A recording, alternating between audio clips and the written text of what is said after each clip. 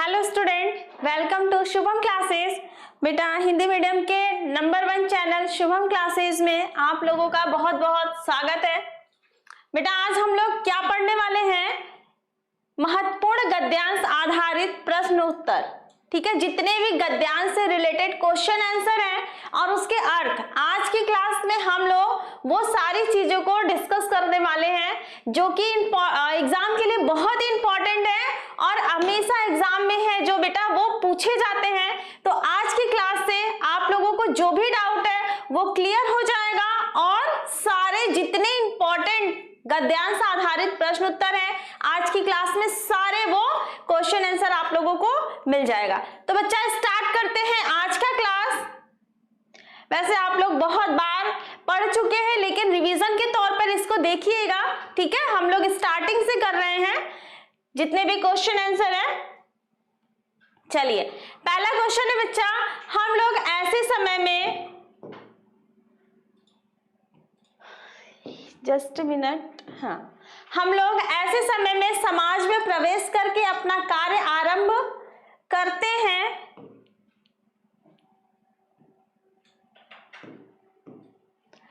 जबकि हमारा चित्त कोमल और हर तरह का संस्कार ग्रहण करने योग्य होता है। बेटा एग्जाम में ऐसे ही पैसेज दे देता है, ठीक है, ऐसे पैसेज दे देता है, उसके बाद पैसेज के बाद अंडरलाइन दे देता है, ऐसे ऐसे अंडरलाइन दे देगा। उसके बाद क्वेश्चन जैसे यहाँ पे पुटअप किया है कि प्रस्तुत गद्यांश का संदर्भ सहित संदर्भ लिखिए अथवा गद्यांश के पाठ और लेखक का नाम।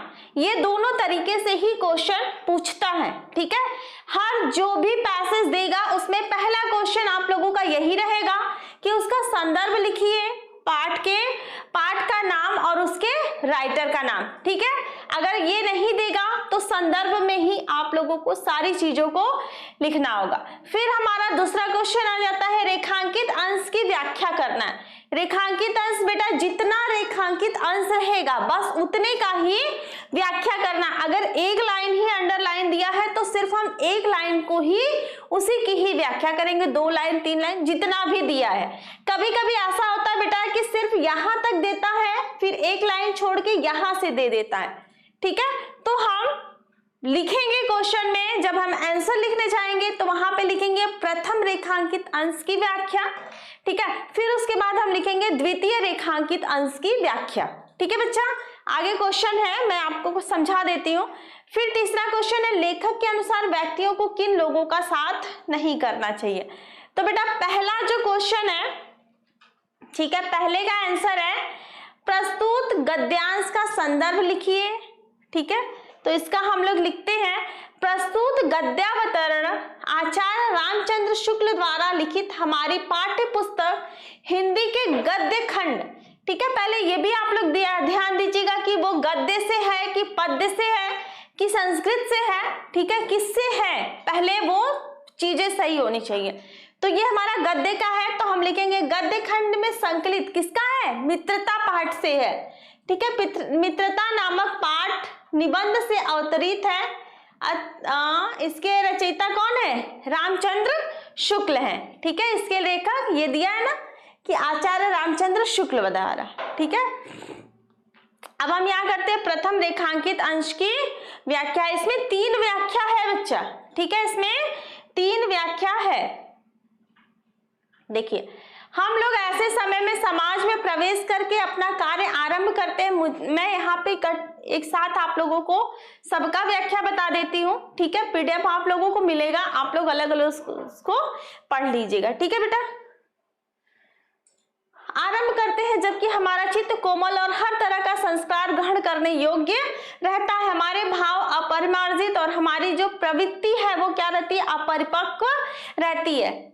हम लोग कच्ची मिट्टी की मूर्ति के समान रहते हैं जिसे जो जिस रूप में चाहे उस रूप का करे, चाहे राक्षस बनावे चाहे देवता। यहाँ पर बेटा जो आचार्य रामचंद्र शुक्ल हैं वो बताते हैं कि हम लोग ऐसे समाज में प्रवेश करते हैं, अपना कार्य प्रारंभ करते हैं जबकि हमारा चित्त कोमल और हर तरह का, यहाँ पे आचार्य रामचंद्र शुक्ल कहते हैं कि जब हम समाज में प्रवेश करते हैं, ठीक है। तो हमारा जो चित्त होता है, चित्त मतलब हमारा हृदय, हमारा मन, वो क्या होता है कि वो बहुत ही ज्यादा कोमल होता है और हर तरह का संस्कार ग्रहण करने वाला होता है।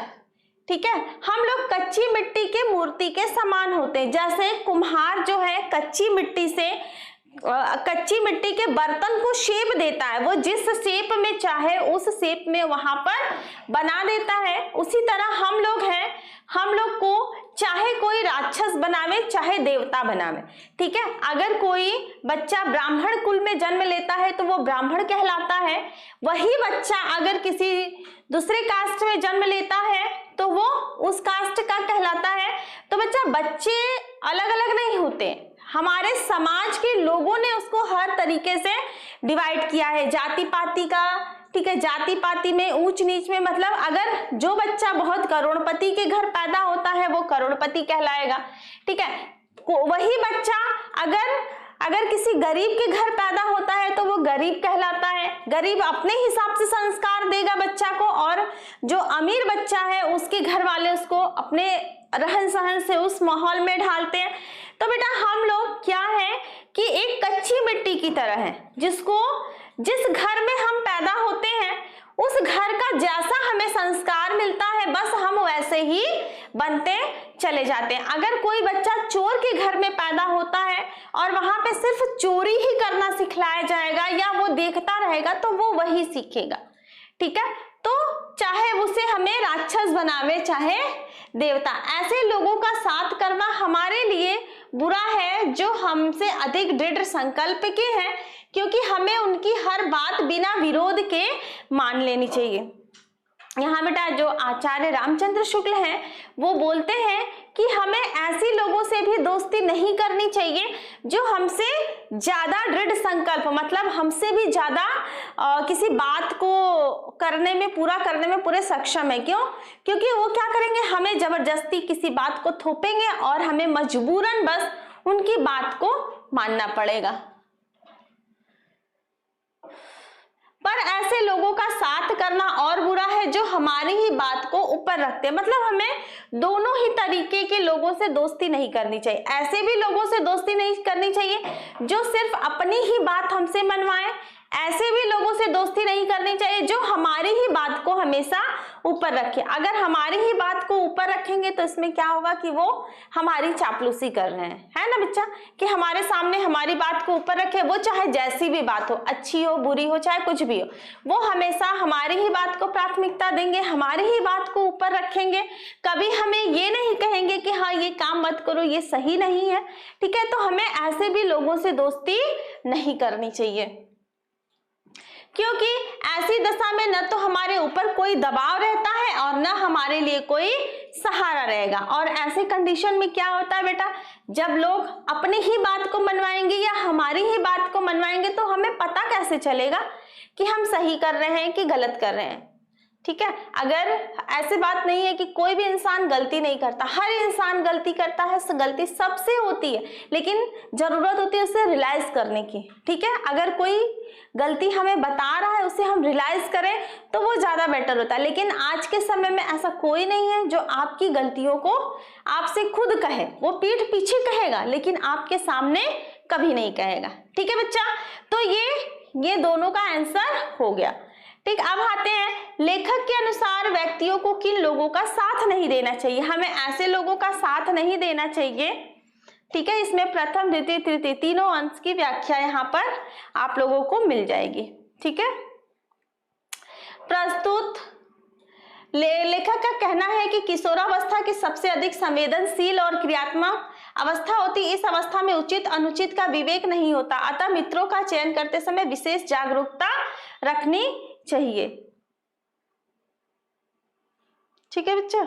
क्या है, हाँ, लेखक के अनुसार व्यक्तियों को किन लोगों का साथ नहीं करना चाहिए। लेखक के अनुसार हमें निम्नलिखित दो प्रकार के लोगों का साथ नहीं करना चाहिए। ऐसे लोग जिनकी हर बात हमें बिना विरोध के माननी पड़ती है, ठीक है। और दूसरी की जो हमारी ही बात को सदैव क्या रखे, हमारी ही बात को सदैव ऊपर रखें, ठीक है। ऐसे लोगों की बात हमें नहीं माननी चाहिए। ठीक है बच्चा, ये 2 क्वेश्चन यहाँ पे बेटा ये एक्स्ट्रा आ गया है। ठीक है, ये स का ही आंसर है, ये सिर्फ इसी का, ये नहीं है क्वेश्चन। ठीक है बच्चा, ये 2 क्वेश्चन एक्स्ट्रा आ गया है। ठीक है, चलिए आगे बढ़ते हैं। आगे हमारा विश्वास पात्र मित्र, ये भी बेटा बहुत ही इंपॉर्टेंट है, ये बहुत इंपॉर्टेंट है। विश्वास पात्र मित्र जीवन की एक औषधि है, औषधि। ठीक है, औषधि है। हमें अपने मित्रों से यह आशा रखनी चाहिए कि वे उत्तम संकल्पों से हमें दृढ़ करेंगे, दोषों और त्रुटियों से हमें बचाएंगे, हमारे सत्य, पवित्रता और मर्यादा के प्रेम को पुष्ट करेंगे, और जब हम कुमार्ग पर पैर रखेंगे तब वो हमें सचेत करेंगे, जब हम हतोत्साहित होंगे तब वो हमें उत्साहित करेंगे। बच्चा यहाँ पर भी देखिए, ठीक है, यहाँ पर देखिए, जैसा मैंने बोला था कि क्वेश्चन कभी कभी ऐसे भी पूछ देता है, तो इस टाइप के क्वेश्चन को भी मैं इसमें ऐड की हूं। देखिए यहाँ पर यहाँ से लेकर यहाँ तक, ठीक है, कहाँ तक, ये यहाँ तक आप लोग का हो गया प्रथम अंश की व्याख्या। ठीक है बच्चा, अब फिर आ गया आपका ये सच्ची मित्रता में, यहाँ से लेके यहाँ तक आ गया आपका द्वितीय अंश की व्याख्या। एग्जाम में ऐसे भी क्वेश्चन आता है, तो उस कंडीशन में आप क्या करोगे, ऐसे कंडीशन में आप इकट्ठे नहीं लिख दोगे कि बस खाली व्याख्या डाले और पूरा लिख दिया, नहीं, आप लोगों को ऐसे करना है। देखिए पहले आप लिखेंगे प्रथम रेखांकित अंश की व्याख्या, फिर एक कंप्लीट हो जाएगा, फिर आप लिखेंगे द्वितीय रेखांकित अंश की व्याख्या।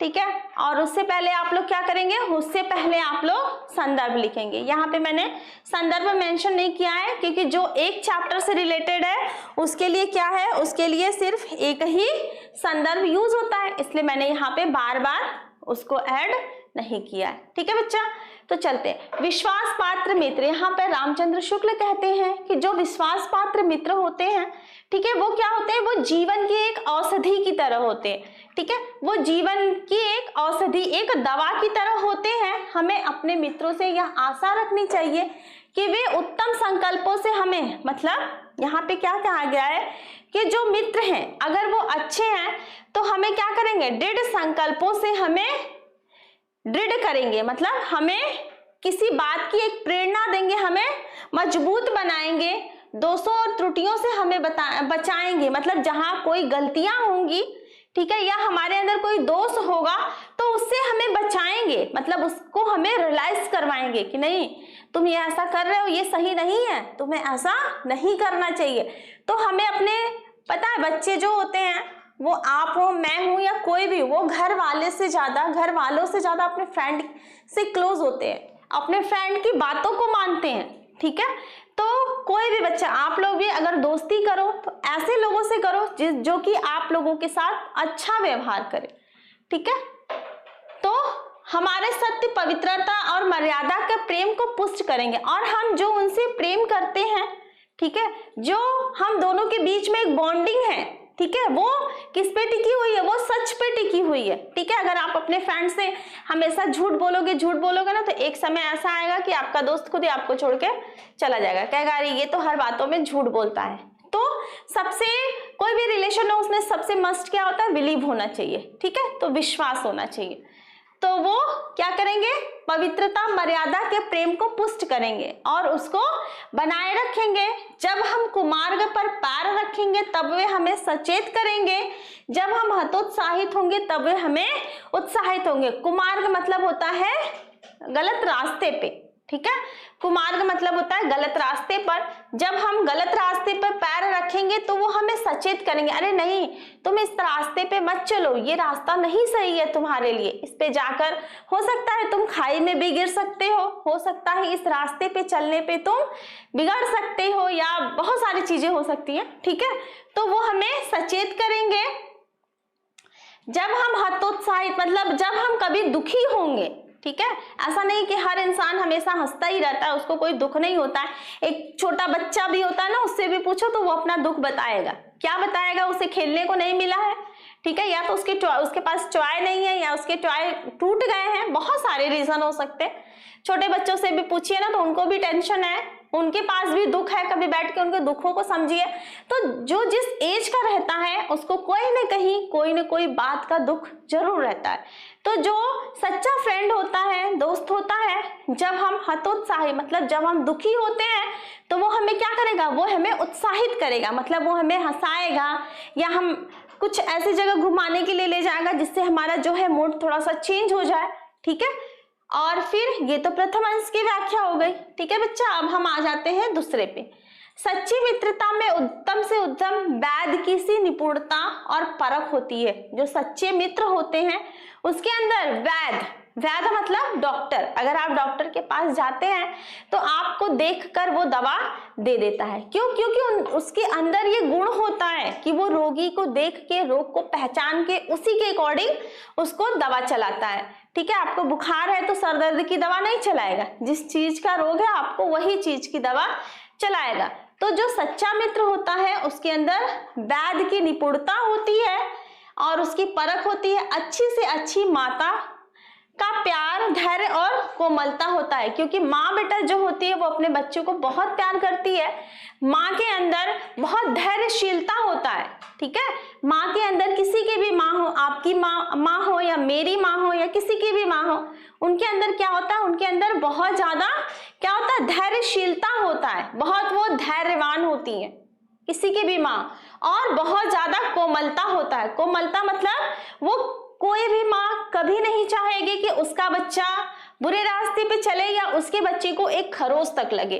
ठीक है, तो जो अच्छा फ्रेंड होता है, जो सच्चा मित्र होता है, वो भी माँ की तरह हर पल छाया बनकर हमारे साथ हमारी मदद करने के लिए तैयार रहता है। ठीक है बच्चा, तो ये हो गया प्रथम और द्वितीय अंश की व्याख्या।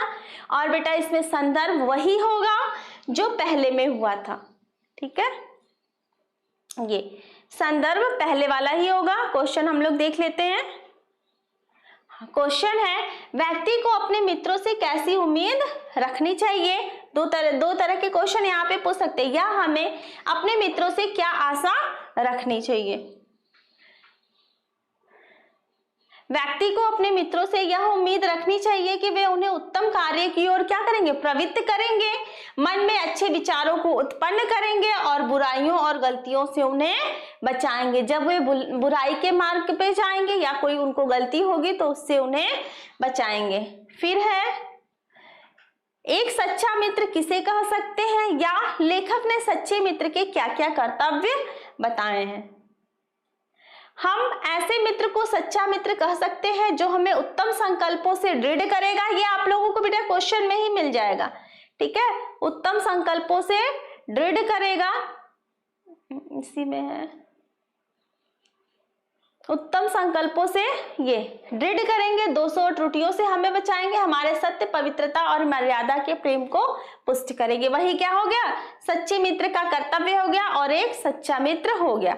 लेखक ने विश्वास पात्र मित्र की तुलना किससे और क्यों की है, ये इसका भी आंसर नहीं दिया है, इसका आंसर आप लोग खुद ही लिख लीजिएगा। ठीक है, ऐड कर लीजिएगा।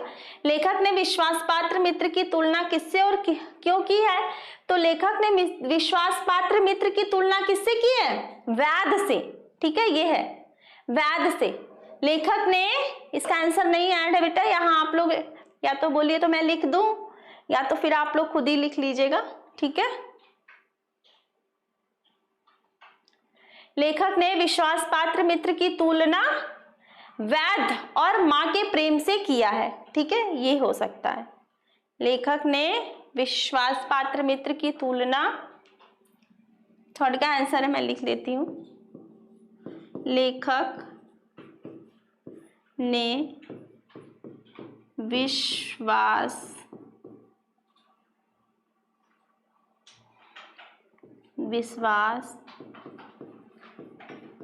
पात्र मित्र की तुलना वैध और किससे किया बच्चा, और माता के धैर्य व कोमलता से किया है ना, कोमलता से किया है। बच्चा ये पता है जो गद्यांश आधारित प्रश्न उत्तर होता है इसको बहुत ज्यादा लिखने की आप लोगों को जरूरत नहीं होती, बस जितना पूछे उतना लिखिए। एक लाइन का है, सिर्फ एक लाइन में आंसर दीजिए। ये नहीं कि 10-20 अपना 10-20 लाइन लिखते चले या तो फिर पेज बढ़ाते चले, कोई मतलब नहीं। आप व्याख्या थोड़ा सा बढ़ा दीजिए लेकिन क्वेश्चन आंसर को बढ़ाने की नीड नहीं। आगे बढ़ते हैं। कुसंग का ज्वर, ये भी बहुत ही इंपॉर्टेंट है बच्चा, ठीक है। कुसंग का ज्वर सबसे भयानक होता है। यह केवल नीति और सद्बुद्धि का ही नाश नहीं करता बल्कि बुद्धि का भी क्षय करता है। किसी युवा पुरुष की संगति यदि बुरी होती है तो वह उसके पैरों में बंधी चक्की के समान होगी जो उसे दिन दिन अवनति के गड्ढे में गिराती जाएगी। इसमें भी बेटा संदर्भ वही होगा जो पहले में हुआ है। इसकी व्याख्या हम लोग देख लेते हैं, ठीक है। इसमें व्याख्या का क्वेश्चन नहीं है, व्याख्या भी आती है, आंसर दिया होगा। ये देखिए प्रथम और द्वितीय रेखांकित अंश की व्याख्या इसमें भी दिया है, ठीक है। यहाँ पे शुक्ल जी कहते हैं कि एक यहां तक है, ठीक है, एक यहां तक है और दूसरा वहां से है। कुसंग का जो ज्वर होता है, ठीक है, बुरी संगति का जो ज्वर होता है वो बहुत ही ज्यादा क्या होता है, बहुत ही ज्यादा भयानक होता है। और वह क्या है, यह केवल नीति और सद्बुद्धि का ही नाश नहीं करता है बल्कि बुद्धि का भी। ये नीति मतलब हमारे अंदर अगर कोई नीति है, सद्बुद्धि है तो उसी का ही ये नाश नहीं करता है बल्कि यह हमारे बुद्धि का भी, ठीक है, यह वृत्ति बल्कि यह हमारे बुद्धि का भी। मतलब दिन पर दिन हमारी जो बुद्धि है, ठीक है, जो हमारा दिमाग है वो भी दिन पर दिन कुंड होता चला जाता है, ठीक है, कुंठित होता चला जाता है। मतलब उसमें अच्छी बातें बंद हो जाती हैं और सिर्फ हम लोग क्या सोचते हैं, सिर्फ बुराई के बारे में हम लोग सोचते रहते हैं। किसी युवा पुरुष की संगति यदि बुरी होती है तो उसके पैरों में बंधी चक्की के समान होती है, ठीक है। अगर कोई युवा पुरुष है मतलब बच्चा है आप लोग जैसा, अगर उसकी संगति गलत संगति है तो वो संगति जो है उसके पैरों में बंधी चक्की की तरह होती है। जैसे चक्की को अगर पैरों में बांध दो तो वो बहुत भारी लगती है ना। वैसे ही अगर गलत लोगों से हमारी दोस्ती हो जाती है तो वो हमारे लिए बहुत भारी होती है, बहुत भारी पड़ती है, लेकिन उसके बारे में हमें समझ में कुछ भी नहीं आता है। क्यों? क्योंकि हमें सिर्फ और सिर्फ दोस्त ही अच्छा लगता है, ठीक है बच्चा। जो उसे दिन पर दिन अवनति के गड्ढे पर और दिन पर दिन हर दिन उसको अवनति के मार्ग पर, मतलब जहां पर उसकी उन्नति नहीं हो उस मार्ग पर दिन उसको ढकेलती चली जाती है। युवा पुरुष की संगति के बारे में क्या कहा गया है? युवा पुरुष की संगति उसे अवनति के गड्ढे पर प्रतिदिन गिराती जाएगी और यदि अच्छी होगी तो वह निरंतर उन्नति की ओर अग्रसर होगी, ठीक है। युवा पुरुष है अगर कोई तो अगर अच्छा दोस्त है तो उसको उन्नति पे ले जाएगा, बुरा है तो अवनति पे ले जाएगा। बेटा क्वेश्चन में ही मिल जाएगा, ठीक है। आगे है, अच्छी संगति से होने वाले लाभों को उदाहरण देकर समझाइए, या इस गद्यांश में सत संगति की क्या विशेषता बताई गई है, इसका देख लेते हैं। अच्छी संगति सहारा देने वाली बाह के समान होती है, ठीक है। इसमें पूरा जो है बेटा इसमें पूरा दिया नहीं है, ठीक है। इसमें जो पूरा ये क्वेश्चन है, ठीक है, ये क्वेश्चन थोड़ा सा 2-3 लाइन इसमें मिस्टेक हो गया, 2-3 लाइन ऐड नहीं हो पाया है, ठीक है। तो युवा पुरुष की जो संगति होती है उसे अवनति के गड्ढे में प्रतिदिन गिराती चली जाती है। अच्छी संगति सहारा देने वाली बाह के समान होती है जो व्यक्ति की जीवन रक्षक और उसे उन्नति की ओर ले जाने वाली होती है। ये फर्स्ट टाइम मैं नहीं पढ़ा रही हूँ, ठीक है, बहुत बार इसको मैंने करवा दिया है, क्लास में भी करवाई हूँ, ठीक है, क्रैश कोर्स में भी इसको करवा चुकी हूँ, ठीक है बच्चा। तो इसलिए आप लोग बहुत परेशान मत होइएगा क्योंकि इसमें 1-2 लाइन अगर छूटा है तो आप लोग एक बार बुक से देख लीजिएगा, बाकी आंसर आप लोगों को पूरा मिलेगा, ठीक है बच्चा। आगे देखते हैं, कुसंग का क्या प्रभाव पड़ता है या कुसंग का प्रभाव व्यक्ति के जीवन पर किस प्रकार पड़ता है। कुसंग का प्रभाव बहुत भयानक होता है, ठीक है, बुरी संगति का प्रभाव बहुत भयानक होता है। यह मनुष्य को नैतिकता और अच्छे आचरण को नष्ट कर देता है, इसके साथ साथ वह उसकी बुद्धि को भी क्षय कर देता है, ठीक है। मैं इतनी बार आप लोगों को समझा चुकी हूँ कि अगर आप लोगों के माइंड में आ गया होगा बच्चा, तो आप लोग सिर्फ क्वेश्चन आंसर मतलब पैराग्राफ देखते ही फटाफट उसका आंसर और क्वेश्चन देखते ही फटाफट क्वेश्चन भी आप लोग कर दोगे, ठीक है। चलिए अब ये रोहतास वाला भी पढ़ चुके हैं आप लोग, है ना, क्योंकि इससे पहले जब क्रैश कोर्स हुआ था उसमें भी इंपॉर्टेंट, उससे भी ज्यादा इंपॉर्टेंट ब्रह्मास्त्र बैच में है, ठीक है। बहुत से बच्चे जो न्यू जुड़े होंगे उनको थोड़ी सी प्रॉब्लम हो रही होगी, लेकिन अभी प्रॉब्लम की कोई जरूरत नहीं है। अभी बहुत सारे क्लासेस होंगे जिसमें कि आप लोगों को बिल्कुल चीजें एकदम रट जाएंगी। सिर्फ आप लोगों को क्या जरूरत है, आप लोग क्लास को पूरा प्रॉपर वे में अटेंड किया करिए, पूरा क्लास अटेंड किया करिए, ठीक है बच्चा। चलिए हम देखते हैं पहला बच्चा, मैंने स्टार्टिंग में ही बता दिया था कि कभी कभी क्वेश्चन को 2-3 टाइप से पूछता है। अब यहाँ पे क्वेश्चन पूछा सिर्फ एक लाइन की व्याख्या करनी, क्या करनी है, मन में वेदना, मस्तक में आंधी, आंखों में बरसात लिए वह सुख के कंटक शयन में विकल थी, ठीक है।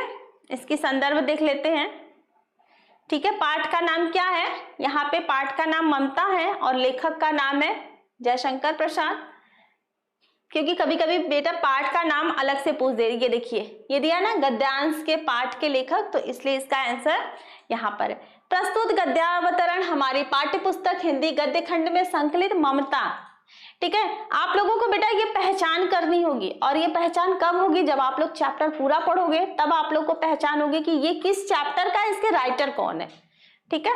ममता नामक कहानी से उद्धृत है, इसके लेखक छायावादी युग के प्रवर्तक श्री जयशंकर प्रसाद हैं, ठीक है, उनके नाम है। अब यहाँ पे सिर्फ उतना ही करना है, ठीक है, जितना इसमें पूछा गया है।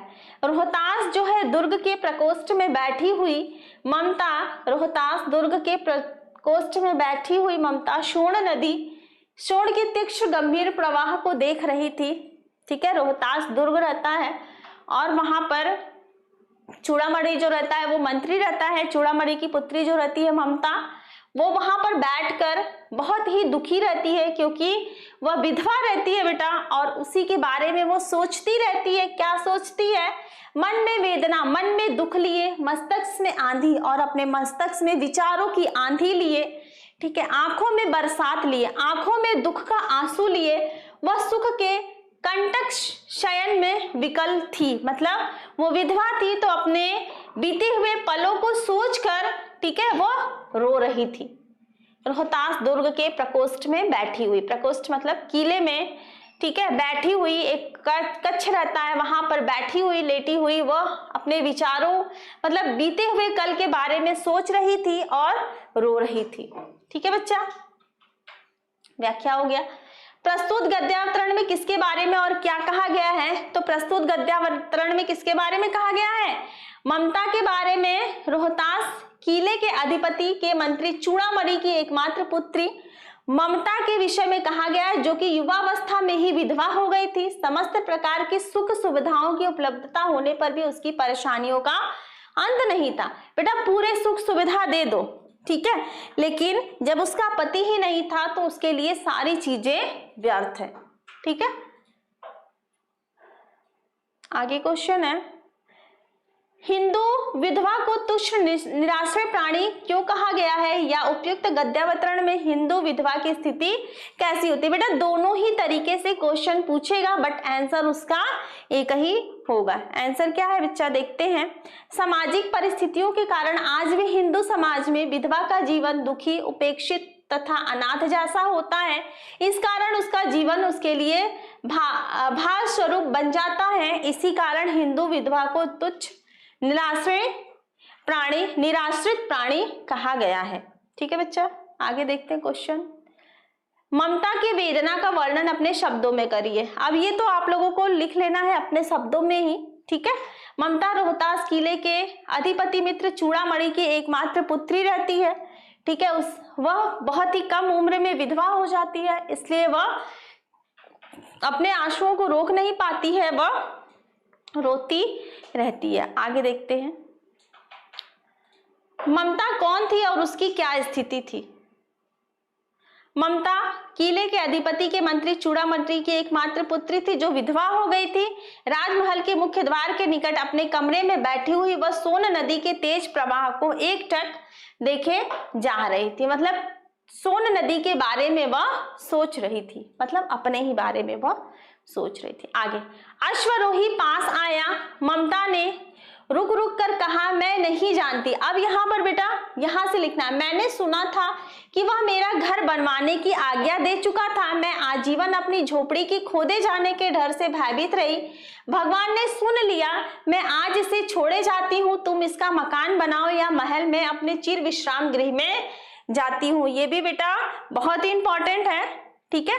ये ममता जब बुढ़ी हो जाती है, ठीक है, जब ममता बुढ़ी हो जाती है तो वहां एक अश्वरोही आता है, ठीक है, और वो क्या कहता है, मैंने सुना था कि वह मेरा घर इधर उधर वह ढूंढता है और बोलता है कि यही झोपड़ी है, इसी को बनवाने के लिए उन्होंने कहा था मुगल ने। तो ममता कहती है, मैंने सुना था कि उन्होंने इस झोपड़ी को बनवाने के लिए लोगों को आज्ञा दिए थे।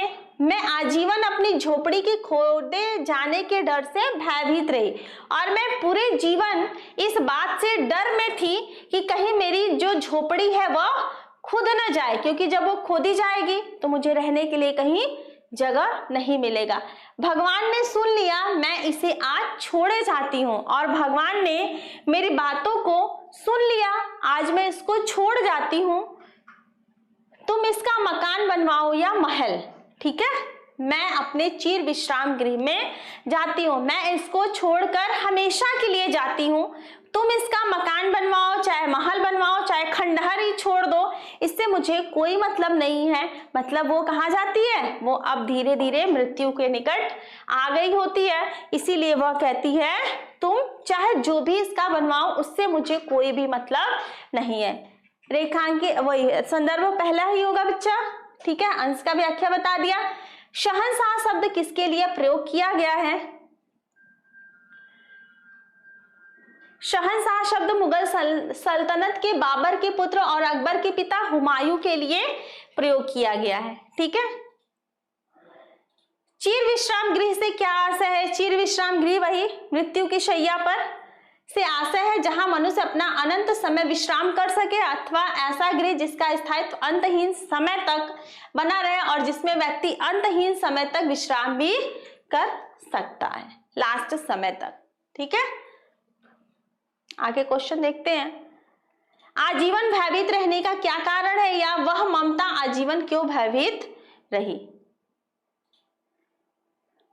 ममता नहीं चाहती थी कि मुगल शहंशाह के पैर उसके स्वाभिमानी झोपड़ी में पड़े और वह उसे किसी प्रकार की सहायता दे। वह अपने निवास स्थल को छोड़कर भयभीत हो रही थी। मतलब जो ममता थी बेटा वो बहुत ही ज्यादा स्वाभिमानी थी, ठीक है, वो बहुत ज्यादा स्वाभिमानी थी, इसीलिए वो नहीं चाहती थी कि मुगलों का पैर उसकी कुटिया में, उसकी झोपड़ी में पड़े, इसीलिए वो हमेशा डर में थी, ठीक है।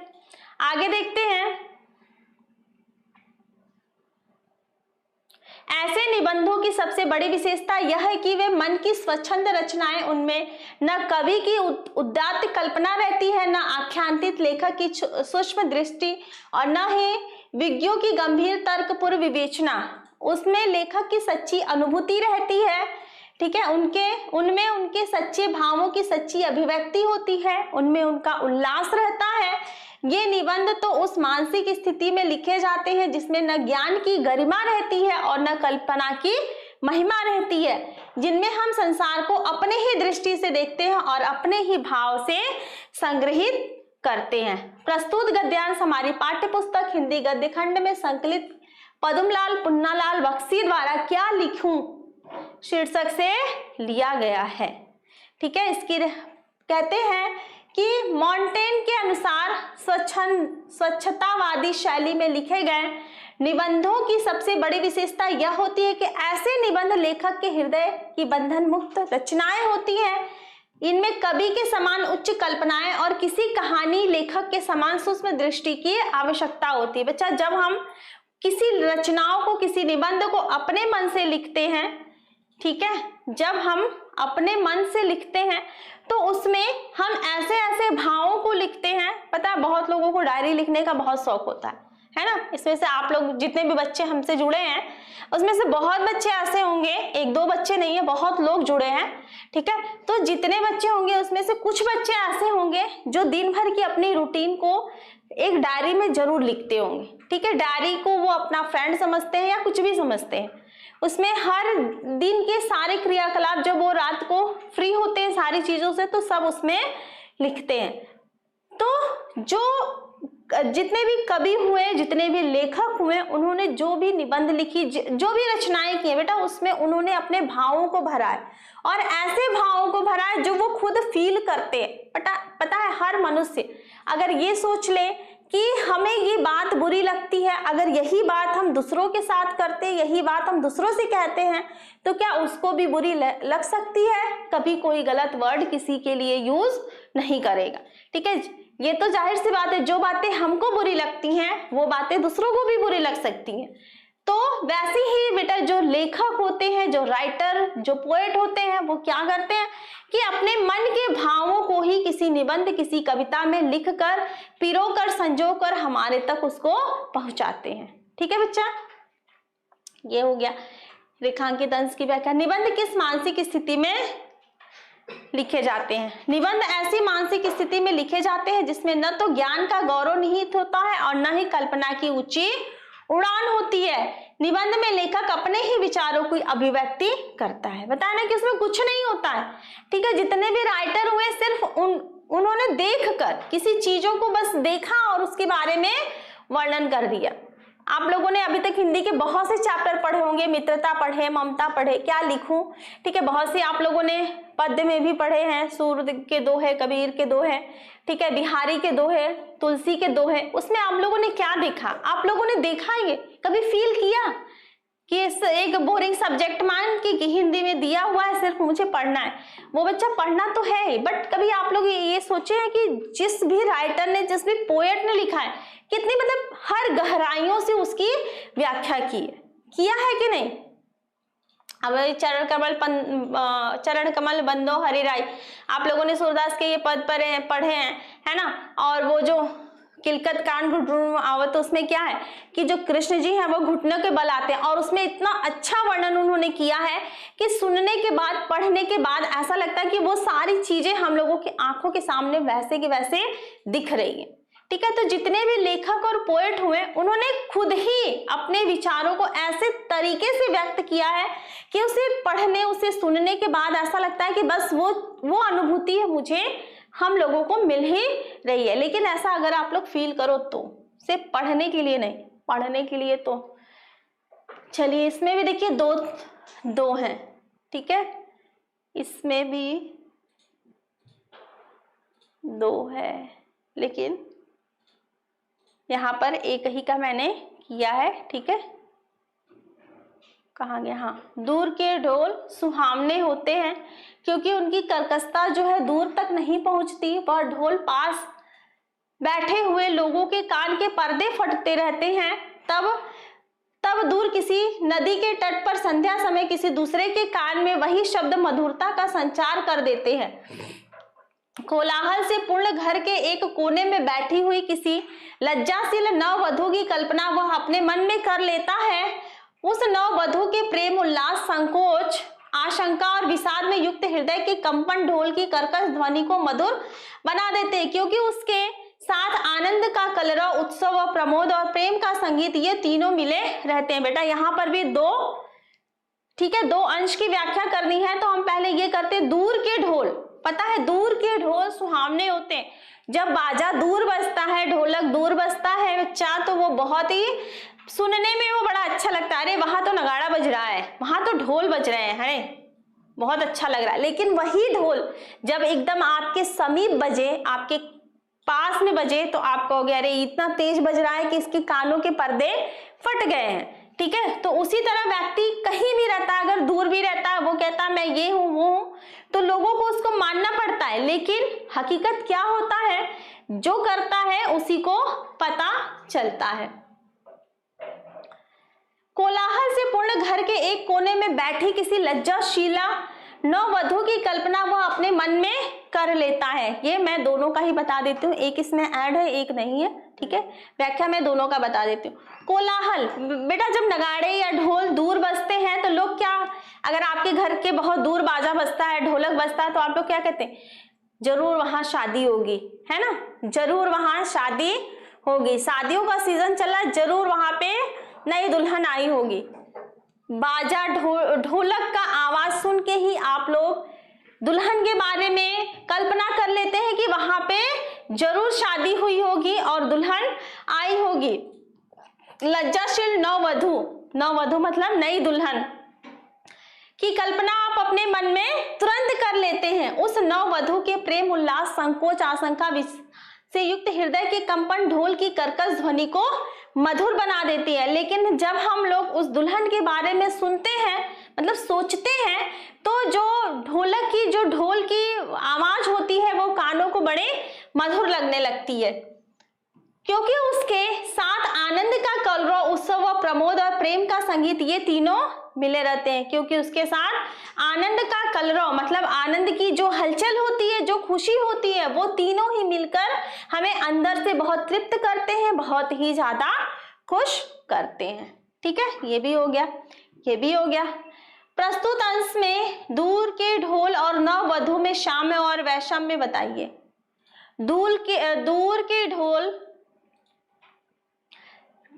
ये है, ढोल की ध्वनि जब दूर से आती सुनाई देती तो उसी समय वह कानों में मधुरता का संचार करती है, लेकिन पास में सुनाई देती है तो वह क्या, पर्दे भी फाड़ सकती है। लेकिन नववधु की कल्पना दोनों ही स्थितियों में क्या है, विवाहोत्सव में उपस्थित अथवा दूर बैठे विवाहोत्सव की कल्पना कर रहे व्यक्ति के मन में मधुरता का संचार करती है और समीप बैठे रहने पर उसे ढोल की ध्वनि मधुर ही लगती है।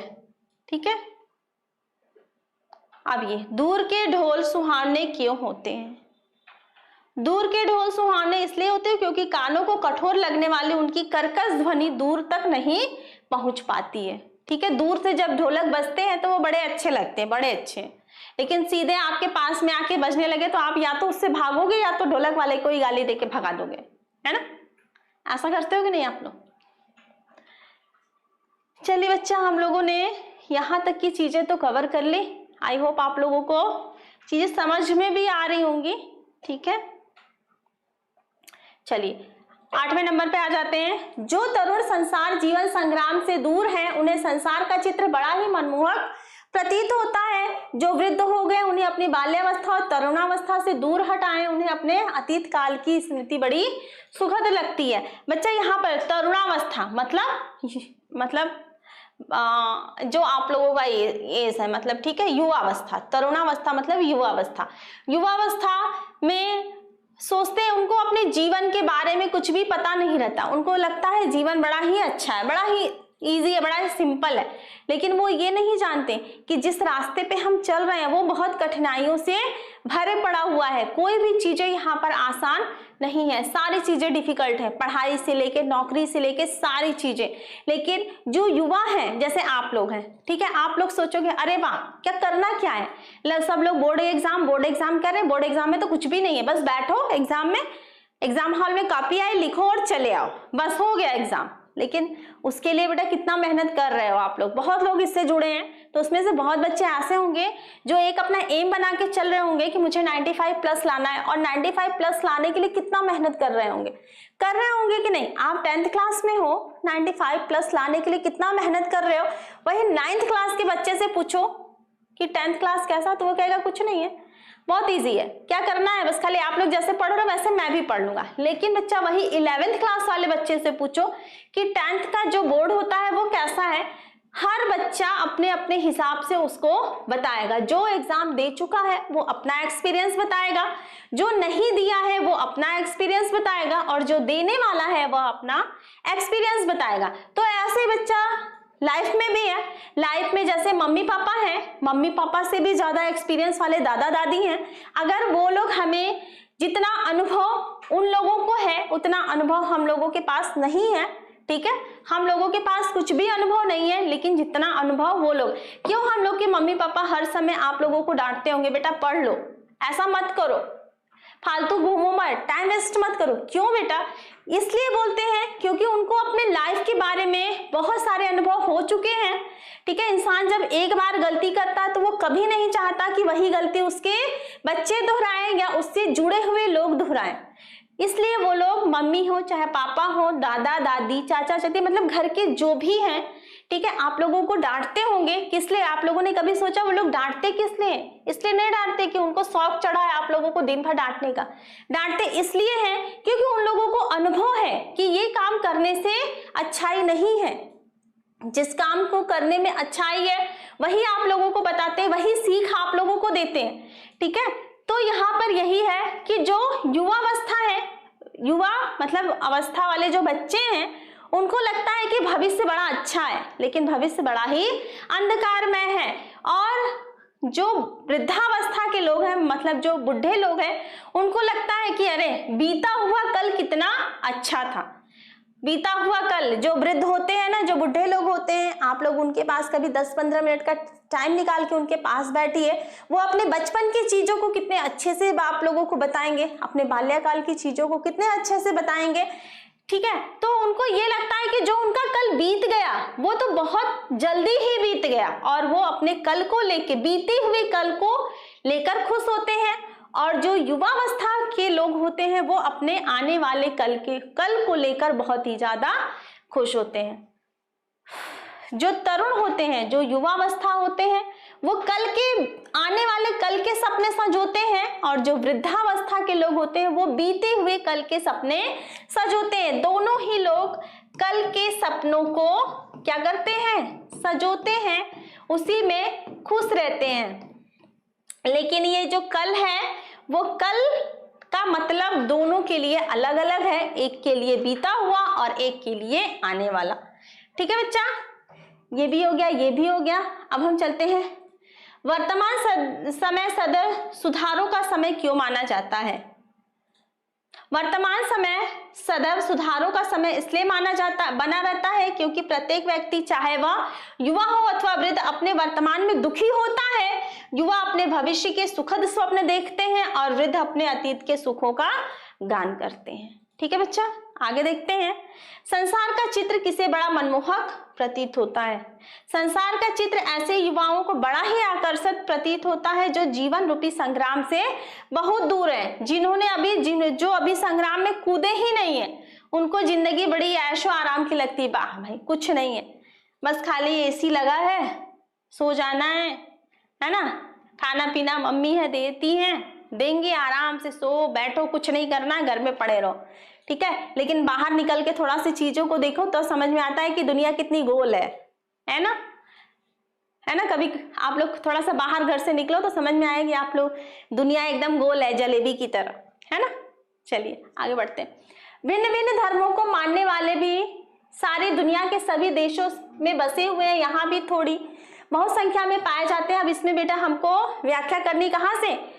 इन विभिन्नताओं को देखकर अगर अपरिचित आदमी हड़बड़ा कर कह उठे कि यह एक देश नहीं अनेक देशों का समूह है, यह एक जाति नहीं अनेक जातियों का समूह है, तो इसमें आश्चर्य की बात नहीं होगी।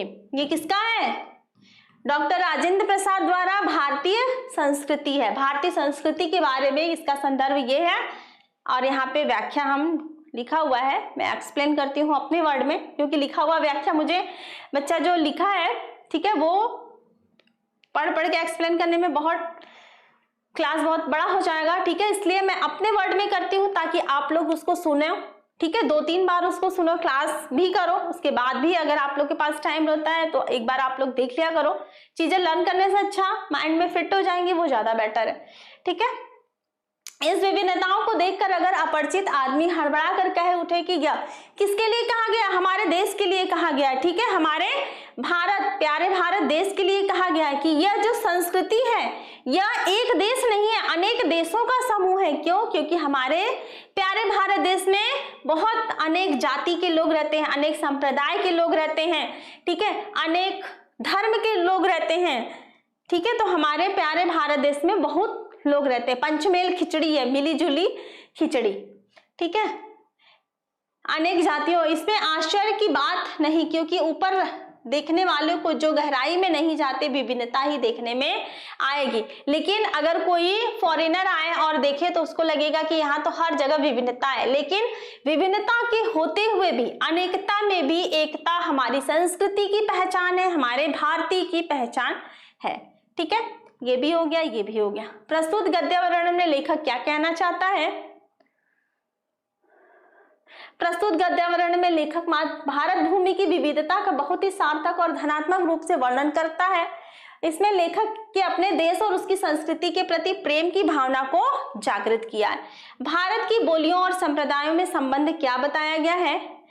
भारत की बोलियां संप्रदायों के संबंध में बताया गया कि जिस प्रकार भारत के भिन्न भिन्न प्रांतों, भिन्न भिन्न जनपदों में अनेक प्रकार की बोलियां होती हैं, अनेक प्रकार की भाषा होती है, ठीक है, उसी प्रकार इस मातृभूमि पर निवास करने वाले लोगों की भिन्न धर्म, इन धर्मों की भी भिन्न भिन्न संप्रदायों की गणना करना भी और उसे निश्चित करना भी आसान काम नहीं है। कोस कोस पर बदले पानी, 10 कोस पे बदले पानी, है ना, इसमें है ना कि थोड़े थोड़े देर दूर पे पानी बदलता है और उससे थोड़े थोड़े दूर पर पानी बदलता है। आज हम इसी निर्मल, शुद्ध, शीतल और स्वच्छ अमृत की तलाश में हैं। सिर्फ एक लाइन की व्याख्या करनी है बच्चा, ठीक है, संदर्भ वही है। भारतीय संस्कृति रूपी विशाल सागर में आकर गिरने वाले इन नदियों में एक ही भाव से शुद्ध, कहीं जहां भी, कहीं से भी, ठीक है, नदियां कहीं से भी निकलती हैं, ठीक है, वो जाकर मिलती है एक ही जगह है, ठीक है, वो जाकर एक जगह मिलती है। शीतल तथा स्वादप्रद जल अमृत के समान प्रवाहित होता रहता है। इस जल में एक ही उद्यात भाव का समावेश रहता है। क्या रहता है? जो भारतीय संस्कृति को अमरता और स्थिरता प्रदान करता है, ठीक है। लेखक के अनुसार हमारा अस्तित्व किस प्रकार से आज भी कायम है? लेखक के अनुसार हमारे अस्तित्व जल के कारण, जल के, अगर जल ही न रहे तो जल ही तो जीवन है, जल न रहे तो हम जीवन की कल्पना नहीं कर सकते, ठीक है बच्चा। लास्ट है, आज की क्लास का लास्ट क्वेश्चन है, हमारी संस्कृति का मूलाधार इसी अहिंसा, यहाँ पर कहाँ से करना, जहां जहां हमारे नैतिक सिद्धांतों का वर्णन आया है अहिंसा का ही उसमें मुख्य स्थान दिया गया। अहिंसा का दूसरा नाम, दूसरा रूप त्याग और हिंसा का दूसरा रूप नाम या स्वार्थ है, जो प्रायः भोग के रूप में हमारे सामने आता है।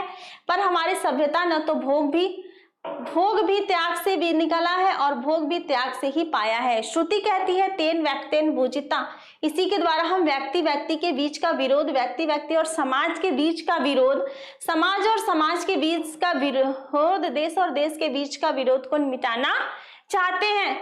हमारे सारे नैतिक चेतना इसी तत्व से ओतप्रोत है, ठीक है बच्चा। यहाँ पर हम देखते हैं कि प्रस्तुत गद्यांश में लेखक क्या कहना चाहता है। प्रस्तुत गद्यांश में लेखक ये कहना चाहता है, क्या कहता है, वास्तव में हमारी जो संस्कृति अहिंसा के मूल तत्व पर ही आधारित है। यहाँ पर हिंसात्मक कार्य नहीं होते, और जहां पर हिंसात्मक कार्य होते हैं वहां पे सोचिए तो वहां पर स्वार्थ भरा हुआ है। जहां पर स्वार्थी लोग हैं वहां पर हिंसात्मक कार्य होते हैं, जहां पे स्वार्थी लोग नहीं है वहां पे अहिंसात्मक कार्य होते हैं। अहिंसा का दूसरा नाम ही त्याग है, क्योंकि अहिंसा का दूसरा नाम क्या है? त्याग है। जब हम किसी चीजों को त्यागते हैं तो वो अहिंसा होता है, और लालच, लोभ का दूसरा नाम क्या है? हिंसा है, ठीक है। मनुष्य स्वार्थ के कारण जब पदार्थों को अकेले ही भोग करता है तभी हिंसा का जन्म होता है। हमारी भारतीय संस्कृति में त्याग और भोग का समन्वय है। पता है बेटा, जब हम किसी से लालचवश, ठीक है, किसी से लालचवश कोई काम करते हैं तो वहां पे क्या हो जाता है कि वहां पे हिंसा आ जाती है, क्योंकि हम तो स्वार्थ में पड़ जाते हैं। लेकिन हम जब किसी चीजों को त्याग करते हैं तो वहां पे अहिंसात्मक आ जाए। जैसे विद्यार्थी हैं, विद्यार्थी जो जीवन होता है उसमें बहुत त्याग करना पड़ता है, चीजें ऐसे आसान नहीं हो जाती। बेटा अब तो आप लोगों को बहुत सारी फैसिलिटी दी जाती है, पहले के लोगों को कुछ भी फैसिलिटी नहीं मिलती। आप इस समय जहां कहोगे, जो जब कॉपी कहोगे कॉपी मिल जाएगा, पेन, सारी चीजें अवेलेबल हैं आप लोग के मम्मी पापा देने के लिए हर प्रॉपर वे में। क्योंकि आज का समय ऐसा है बच्चा कि एक रिक्शा चलाने वाला है वो भी सोचता है कि मेरा बेटा पढ़ के IAS PCS बने, ठीक है। लेकिन पहले के समय में ऐसा नहीं था। पहले के समय में लोग लैंप कैंडल के उजाले में पढ़ते थे, लेकिन अब क्या ऐसा पॉसिबल है? अब हर जगह लाइट हो गई, सारी फैसिलिटी दे दी गई है, फिर भी बच्चे IAS PCS नहीं बन पा रहे हैं। क्यों नहीं बन पा रहे? क्योंकि हमारे विचार अच्छे नहीं है, ठीक है। इसी वजह से बच्चा, जब तक हम किसी वस्तु का त्याग नहीं करेंगे तब तक दूसरा उसका उपभोग नहीं कर सकता। इस प्रकार त्याग से ही भोग की प्राप्ति होती है।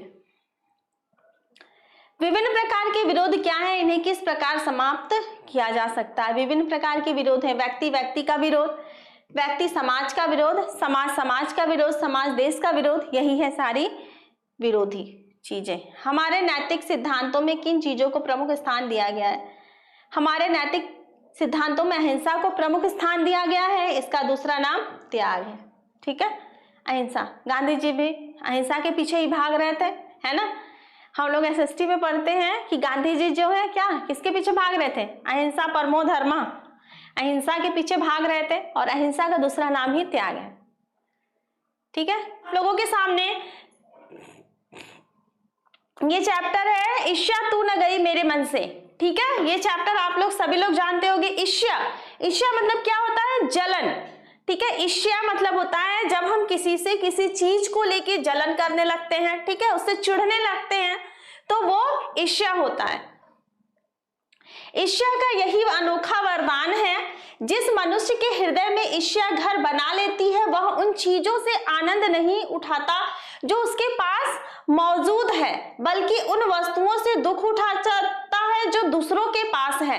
बेटा मैंने अभी बताया था कि इसमें जैसे ये गद्यांश दिया तो इसमें ऐसे भी क्वेश्चन पूछता है, जैसे एक पैराग्राफ दे दिया, ठीक है, 2 लाइन के नीचे अंडरलाइन कर दिया, फिर उससे व्याख्या पूछेगा, फिर 2 लाइन गैप करके फिर नीचे से या बीच से जहां उसको समझ में आए एग्जामिनर को वहां से अंडरलाइन कर देगा, फिर उसकी व्याख्या बतानी होगी, ठीक है। आप लोगों को 2 व्याख्या बतानी होती है। कभी कभी एग्जाम में पूछ देता है, एग्जामिनर का मूड है, कभी घिसक गया, ठीक है, तो उस कंडीशन में क्या होता है कि आप लोगों को 2 व्याख्या करना होगा।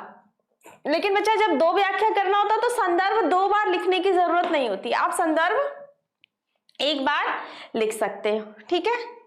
अब हम देख लेते हैं प्रस्तुत गद्यावतरण हमारी पाठ्य पुस्तक हिंदी के गद्य खंड में संकलित एवं कौन है? श्री रामधारी सिंह दिनकर द्वारा लिखित। ये इसके राइटर हैं श्री रामधारी सिंह दिनकर। ईर्ष्या तू न गई मेरे मन से नामक मनोवैज्ञानिक निबंध से उद्गृत है अथवा उद्गृत है, ठीक है।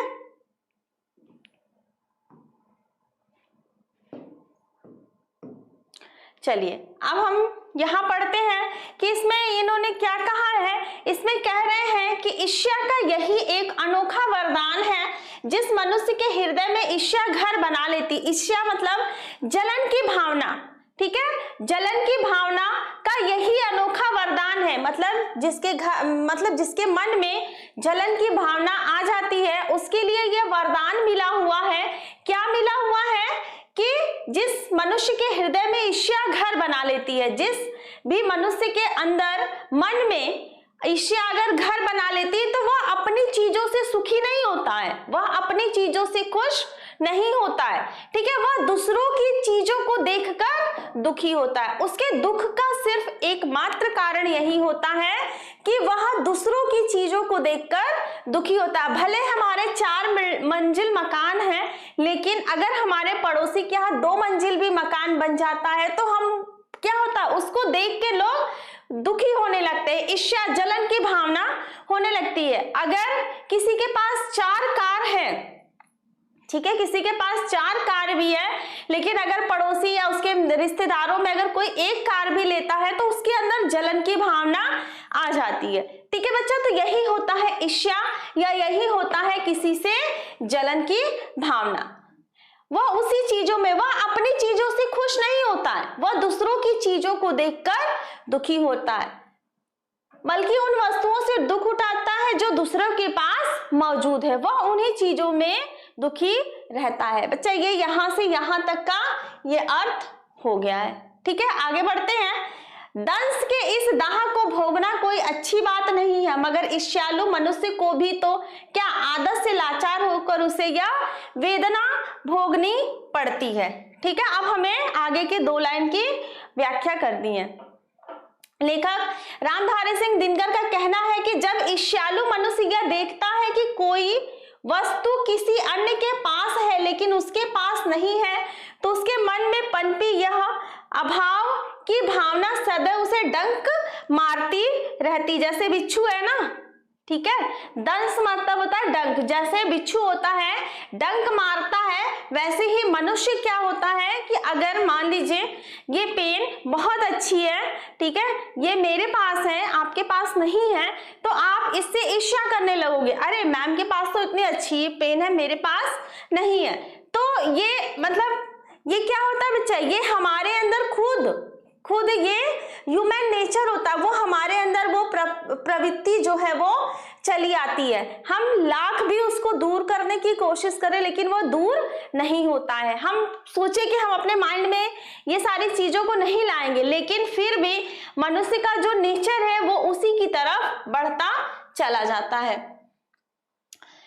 मगर ईर्ष्यालु मनुष्य करे भी तो क्या, आदत से लाचार है, उसे यह वेदना भोगनी पड़ती है। लेकिन जो जलन करने वाला मनुष्य रहता है वो क्या करेगा, वो भी अपने आदत से लाचार है, हमेशा लोगों की चुगली करना, लोगों की चीजों को देखकर जलना। ठीक है बच्चा, तो यहाँ पर हम लोगों ने दोनों का अर्थ जो है अच्छे से कर लिया। ठीक है, अब हम क्वेश्चन, इसका भी हो गया, ये भी हो गया। अब देखते हैं प्रस्तुत गद्यांश में लेखक ने क्या कहा है। तो प्रस्तुत गद्यांश में लेखक ने ईर्ष्या से उत्पन्न पीड़ा का वर्णन किया है और कहा है कि ईर्ष्यालु व्यक्ति क्या रहता है, सदा दुखी रहता है। अब आप ही बताइए, ईर्ष्यालु मनुष्य हमेशा सुखी रहेगा कि दुखी रहेगा? वो हमेशा दुखी ही रहता है ईर्ष्यालु मनुष्य। ये भी हो गया। ईर्ष्यालु मनुष्य क्या करता है, ईर्ष्यालु मनुष्य हम लोग, ये अपने से भी आप लोग लिख सकते हो, ईर्ष्यालु व्यक्ति अपनी तुलना ऐसे व्यक्ति से करता है जिसके पास जो उनसे किन्हीं बातों में श्रेष्ठ है। जब वो देखता है कि अमुक वस्तु दूसरे के पास है लेकिन मेरे पास नहीं है, तो वह उससे क्या करने लगता है, वह उससे ईर्ष्या करने लगता है और उसे हीन समझता है। ठीक है बच्चा, अब देखते हैं ईर्ष्यालु मनुष्य को कौन सी वेदना भोगनी पड़ती है। ईर्ष्यालु व्यक्ति रात दिन इसी वेदना में जला करते हैं। अमुक वस्तु दूसरों के पास है लेकिन उसके पास नहीं है। ईर्ष्या के इस दाह में जलना बहुत बुरा है, लेकिन ईर्ष्यालु व्यक्ति को यह वेदना भोगनी पड़ती है क्योंकि वो दिन रात उसमें से वो निकल ही नहीं पाता, उसको टाइम ही नहीं मिल पाता है। वो दिन भर उसी में, अरे उसके पास तो ये हो गया, उसके पास वो हो गया, उसके पास वो हो गया, मेरे पास कुछ भी नहीं हुआ। तो वो दिन रात इसी वेदना में लिप्त रहता है, उसी में वो दिन भर खोया रहता है, उसको कुछ भी अच्छा नहीं लगता, बस उसी में वो दिन रात लगा रहता है। ये भी हो गया। ईर्ष्या को अनोखा वरदान, लेखक ने ईर्ष्या को अनोखा वरदान क्यों कहा है? लेखक ने ईर्ष्या को अनोखा वरदान इसलिए कहा है क्योंकि ईर्ष्यालु मनुष्य उन वस्तुओं से आनंद नहीं प्राप्त करता जो उसके पास है, बल्कि वह उन वस्तुओं से दुख प्राप्त करता है जो दूसरों के पास है। ठीक है, बल्कि क्या करता है, दूसरों की वस्तुओं को देखकर वह दुखी होता है। ये हो गया। ईर्ष्यालु व्यक्ति को ईर्ष्या से क्या कष्ट? ईर्ष्या का अनोखा वरदान क्या है? ईर्ष्या का अनोखा वरदान यह है कि ईर्ष्यालु व्यक्ति उन वस्तुओं से आनंद नहीं उठाता जो उसके पास है, वरन उन वस्तुओं से दुख उठाता है जो दूसरों के पास है। वही है, सेम ही आंसर है। ठीक है, आगे देखते हैं 6 क्वेश्चन। ईर्ष्यालु व्यक्ति को ईर्ष्या से क्या कष्ट मिलता है? ईर्ष्यालु व्यक्ति को ईर्ष्या के कारण उन वस्तुओं से आनंद नहीं मिलता जो उसके पास है, वरन वह उन वस्तुओं से दुख उठाता है जो दूसरों के पास है। इन तीनों का बेटा आंसर जो है वो सेम ही होगा, ठीक है, इसलिए आप लोग इसको कर लीजिएगा। आगे देखते हैं, ईर्ष्या की बड़ी बेटी का नाम निंदा है। अब यहाँ पे देखिए, अब यहाँ पे स्टोरी जो है और भी जबरदस्त हो गई है ना, और भी इंटरेस्टिंग हो गई है। ईर्ष्या की जो बेटी है वो पूरा अपने परिवार को ही लेके लोगों के घर में निवास कर लेती है। ईर्ष्या का पूरा परिवार ही है, ठीक है, जहां हम निंदा करते हैं, जहां हम बुराई करते हैं, किसी की चुगली करते हैं, किसी से जलन करते हैं, वो पूरा ईर्ष्या की पूरी वो फैमिली ही ईर्ष्या की रिलेटेड है। ठीक है बच्चा, अब हम देखते हैं ईर्ष्या की बड़ी बेटी। अब ये क्या हो गया, कहानी यहां से देखिए। ईर्ष्या की बड़ी बेटी का नाम निंदा है। जो व्यक्ति ईर्ष्यालु होता है वही बुरे किस्म का निंदक भी होता है। दूसरों की निंदा वह इसलिए करता है कि इस प्रकार दूसरे लोग जनता अथवा मित्रों की आंखों में गिर जाएंगे और जो स्थान खाली रहेगा उस पर अनायास ही बैठा दिया जाऊंगी। अब यहाँ देखिए, निंदा की जो ईर्ष्या की जो सबसे बड़ी बेटी है उसका नाम क्या है? निंदा। निंदा मतलब हम किसी की बुराई करते हैं, ठीक है। जब हम किसी की बुराई करते हैं तो वो क्या हो गया, वहां पे बुराई करना किसी ईर्ष्या की बेटी, ठीक है, जलन की जो सबसे बड़ी बेटी है।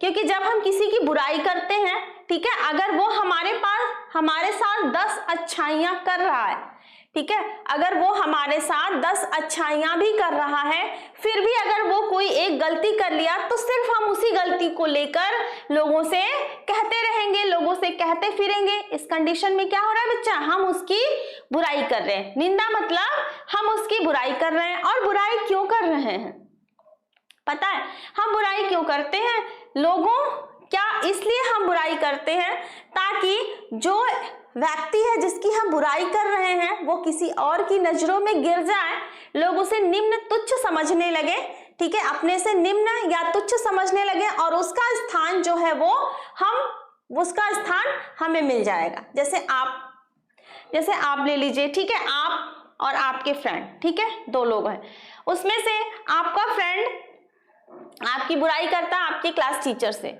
ठीक है, वो मॉनिटर है, ठीक है, आपका फ्रेंड जो है वो मॉनिटर है और आप क्या करते हो कि उसकी बुराई करते हो क्लास टीचर से कि अरे वो तो ऐसा है वैसा है, आप जब क्लास में नहीं रहते तो क्लास भी नहीं शांत करवाता है, कॉपी मांगने जाओ तो कॉपी भी नहीं देता, मतलब जितना भी आप बुराई उसकी कर सको, ठीक है। अब क्लास टीचर क्या किया, क्लास टीचर ने कहा हाँ ये बात तो सही है, तुम सही रिपोर्ट दे रहे हो।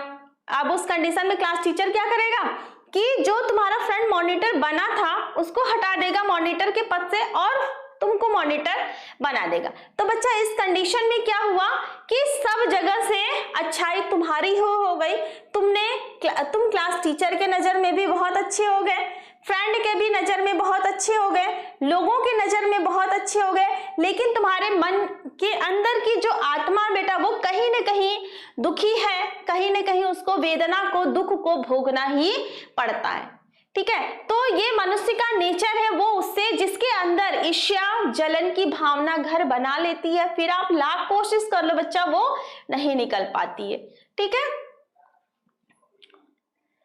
यहां तक बच्चा समझ में आया ना?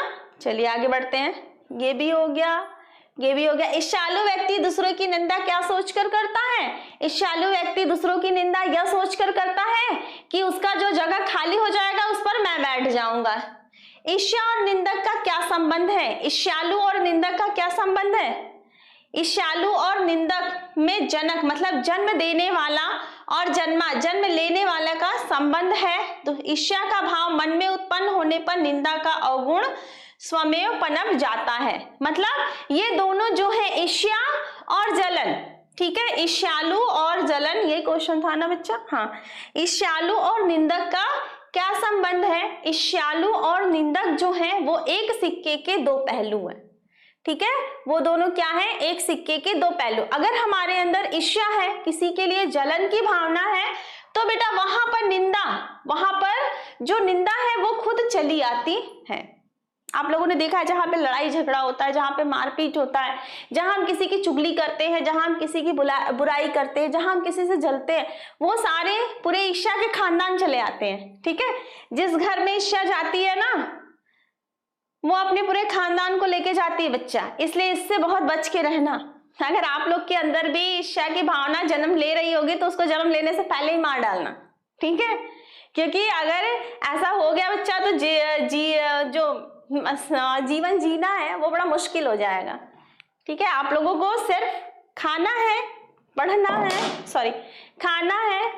है, ठीक है, बस अपने लाइफ का यही एम रखिए, बस इतने में आप लोग खुश रखिए, दूसरों की खुशी को देख के खुश होइए, भगवान आपको उससे ज्यादा खुशी देंगे। ठीक है, अब आगे हम लोग चलते हैं, थर्ड में है ईर्ष्या से बचने का उपाय मानसिक अनुशासन है। जो व्यक्ति ईर्ष्यालु स्वभाव का है उसे फालतू बातों के बारे में सोचने की आदत छोड़ देनी चाहिए। उसे यह भी पता लगाना चाहिए कि जिस अभाव के कारण वह ईर्ष्यालु बन गया है उसकी पूर्ति का रचनात्मक तरीका क्या है। जिस दिन उसके भीतर यह जिज्ञासा आएगी उसी दिन से वह ईर्ष्या करना कम कर देगा। अब यहाँ देखिए, अब यहाँ ईर्ष्या से दूर करने का ट्रिक भी बताया गया है। ठीक है, देखते हैं, ईर्ष्या से बचने का उपाय मानसिक अनुशासन है। ठीक है, अगर हमारे अंदर, मैंने क्या बोला, अगर आपके अंदर ईर्ष्या ने जन्म ले ही लिया है, ठीक है, अगर मैं किसी की चीजों को देखकर अगर जलन करती हूं तो उसको कंट्रोल भी तो मैं ही करूंगी ना बच्चा। अपने मन को तो कोई भी कंट्रोल कर सकता है, वो तो हमारे अपने मन के ऊपर है। अगर हमारा मन कर रहा है कि मैं आकाश में जाके उड़ूं तो क्या ये पॉसिबल है? आकाश में तो कोई नहीं उड़ पाएगा बच्चा। ठीक है, तो उस कंडीशन में क्या होता है कि उस कंडीशन में हम अपने मन को रोक सकते हैं ना कि नहीं, आकाश में नहीं उड़ सकते। आकाश में उड़ेंगे कैसे? पक्षियों की तरह पर तो है नहीं कि जब हम लोग चाहेंगे आकाश में उड़ने लगेंगे। तो मन को बच्चा, मन को हम लोग खुद उसको कंट्रोल कर सकते हैं। अगर हर व्यक्ति अपने मन को कंट्रोल करने लगा तो सोच लो लाइफ इतनी अच्छी हो जाएगी कि जिसकी कल्पना भी कोई नहीं कर सकता है। ठीक है बच्चा, तो उसका मानसिक अनुशासन, अगर ईर्ष्या से बचने का उपाय, सबसे बड़ा उपाय यही है मानसिक अनुशासन। अगर हम लोगों ने अपने मन को अपने काबू में कर लिया तो सारी चीजें क्या हो जाएंगी, सारी चीजें पॉसिबल हो जाएंगी। जो व्यक्ति ईर्ष्यालु स्वभाव का है उसे फालतू की बातों में सोचने की आदत छोड़ देनी चाहिए। जो व्यक्ति किसी दूसरे से जलन करता है, उसके अंदर जलन की भावना है, उसको क्या करना चाहिए कि उसको फालतू की बातें, इधर उधर की बातों को ध्यान नहीं देना चाहिए। उसे वही बातों को ध्यान देना चाहिए जो उसके लायक हो, मतलब जो उसके काम के लायक हो। फालतू इनकी उनकी बैठ के चुगली नहीं करनी चाहिए, किसी की निंदा नहीं करनी चाहिए, किसी की बुराई नहीं करनी चाहिए। उसे यह भी पता लगाना चाहिए कि जिस अभाव के कारण वह ईर्ष्यालु बन गया है उसकी पूर्ति का रचनात्मक तरीका क्या है। अगर हम किसी से जलन करते हैं, किसी की निंदा करते हैं, किसी की बुराई करते हैं, तो हमें यह भी पता लगाना चाहिए कि यह किस कारण से हो रहा है। ये हमारे मन में, अगर हम किसी व्यक्ति से जलन कर रहे हैं, और बच्चा जलन ऐसी चीज है जो कि किसी से भी हो सकता है। हम पहले दूसरों से शुरू करते हैं, ठीक है, दूसरों से शुरू होते होते वो उसका प्रभाव इतना ज्यादा पड़ता है कि वो हमारे घर तक आ जाता है। और हम दोस्तों के बीच में रहते हैं, दोस्तों से जलन करते करते हम अपने घर में अपने भाई बहन, मम्मी पापा, ठीक है, दादा दादी, चाचा चाची, उनसे भी हमारा धीरे धीरे, उनके लिए भी हमारे मन में जलन की भावना, द्वेष की भावना, बुराई की भावना धीरे धीरे आती रहती है। क्योंकि जो आदत बाहर लग जाती है वो घर में भी अपने आप चली आती है। ठीक है बच्चा, तो पहले हमें ये कोशिश करना चाहिए कि वह किस वजह से हो रहा है। क्या हमारे अंदर कमी है कि हम दूसरों से जलन कर रहे हैं? 1 2 बार 3 बार ऐसा करो कि जलन की भावना धीरे धीरे मन से निकल जाए। ठीक है बच्चा, उसी दिन से वह ईर्ष्या करना कम कर देगा। जिस दिन इंसान को या मनुष्य को यह पता चल जाता है कि वह ईर्ष्या किस कारण से कर रहा है, ठीक है, किस वजह से उसके अंदर जलन की भावना आ रही है, अगर इस कमी का वो पता लगा देगा, उस दिन से उसकी जलन करने की भावना धीरे धीरे कम हो जाएगी और वह एक समय ऐसा आएगा कि वह बिल्कुल ही खत्म हो जाएगा। ठीक है बच्चा, इसमें भी ये हो गया, ये हो गया, गद्यांश संदर्भ बेटा सब में रहेगा, सेम है, ठीक है। प्रस्तुत गद्यांश में लेखक क्या कहना चाहता है? प्रस्तुत गद्यांश में लेखक ने स्पष्ट किया है कि अभाव के कारण ही ईर्ष्या की उत्पत्ति होती है। जब कोई अभाव होता है तभी जलन की भावना होती है। ईर्ष्या से बचने का एकमात्र उपाय मन को अपने वश में कर लेना। अगर आपके दो भाई बहन हैं, अगर मम्मी आपके जैसे बड़े भाई बहन जो भी हैं, उनको अगर कोई चीज ज्यादा देती है, आपको कम देती है, तो वहां भी जलन की भावना शुरू हो जाती है, ठीक है। वहां भी जलन की भावना धीरे धीरे आने लगती है। ईर्ष्यालु व्यक्ति कब से ईर्ष्या करना कम कर देता है? जब उसको यह पता लग जाता है कि किस अभाव में हम किसी दूसरे से जलन कर रहे हैं या किस अभाव में हम किसी दूसरे से द्वेष कर रहे हैं। जब उसको इस जिज्ञासा का पता चल जाता है, उसी दिन से वह ईर्ष्या करना कम कर देता है। ईर्ष्या से बचने के लिए क्या उपाय करना चाहिए? ईर्ष्या से बचने के लिए व्यक्ति को अपने आप को मानसिक अनुशासन के अंदर क्या करना चाहिए? बिल्कुल बांध लेना चाहिए, मतलब अपने मन पर पूरी तरह से काबू कर लेना चाहिए, ठीक है बच्चा। आगे देखते हैं। पहले पहाड़ काट कर उसे खोखला कर दिया गया, फिर नहीं, यहां से नहीं है, सॉरी, यहां से है।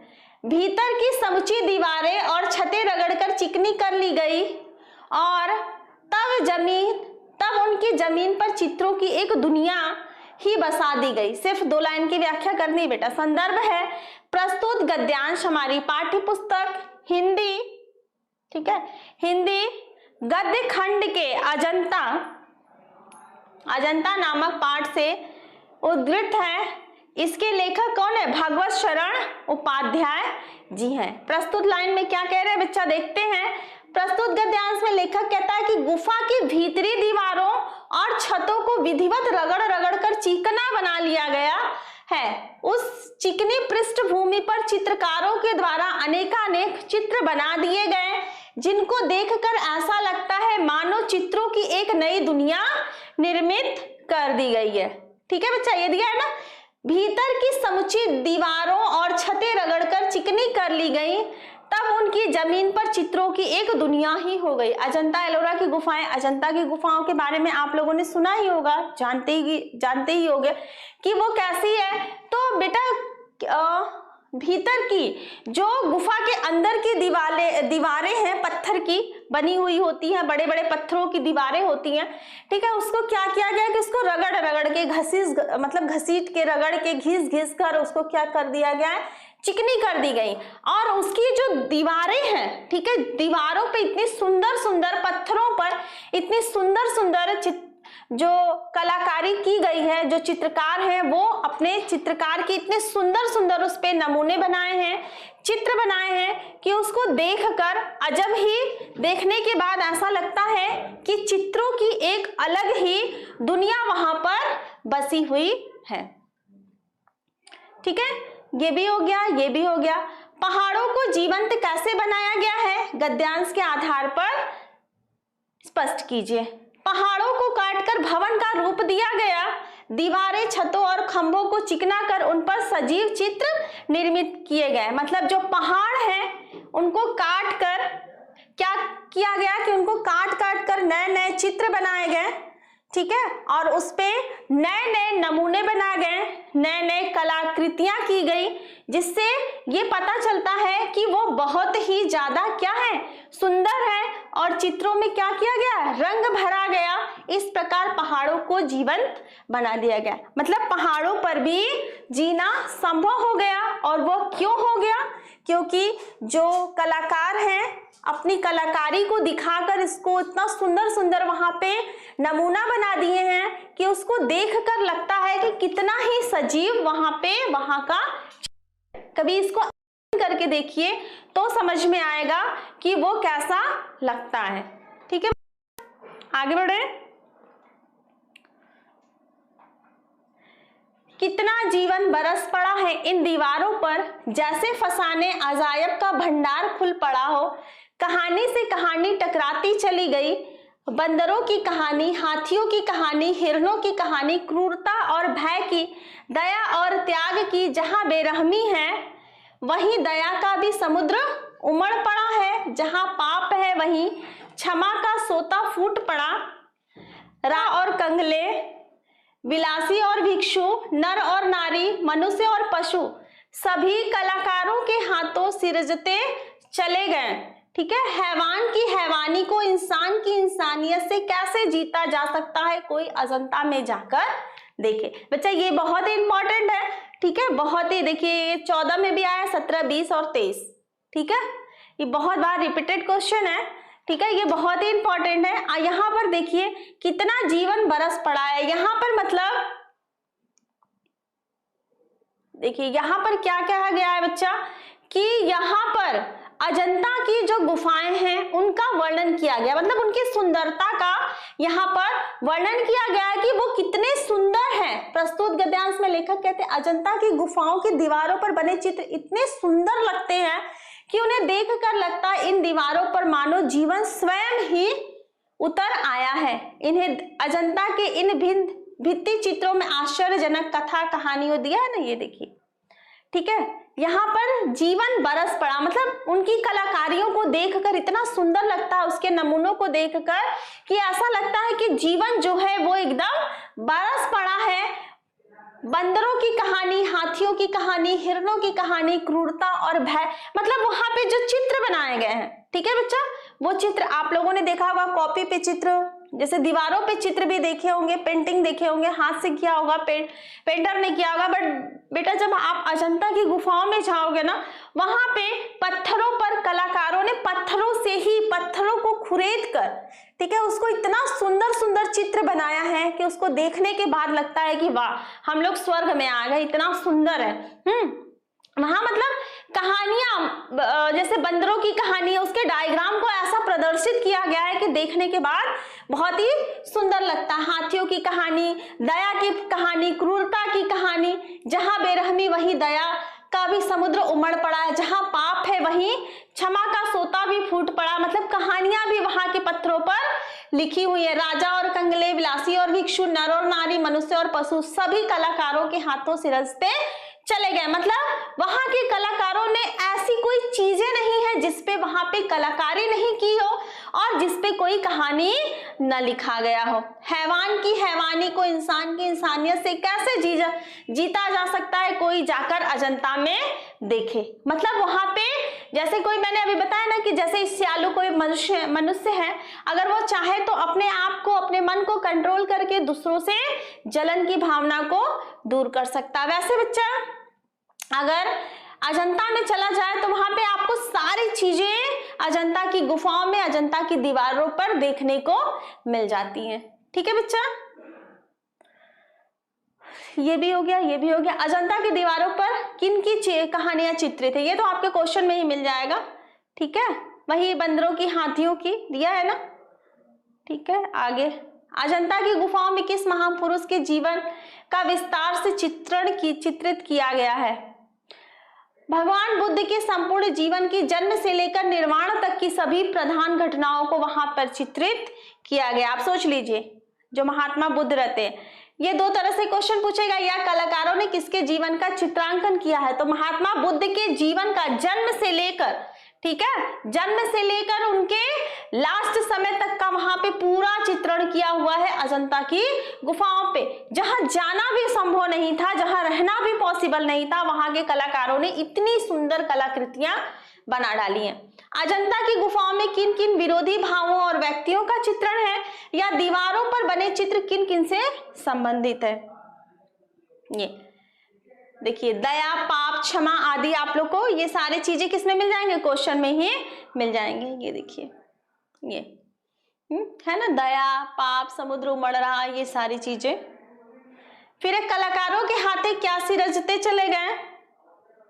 कलाकारों के हाथों राजा और रंग, विलासी और भिक्षु, नर और नारी, सब क्या कहें, सिरजते मतलब बनते चले गए। सिरजते मतलब होता है बनते चले गए। अजंता की अजंता संसार की चित्रकलाओं में अपना अद्वितीय स्थान रखता है।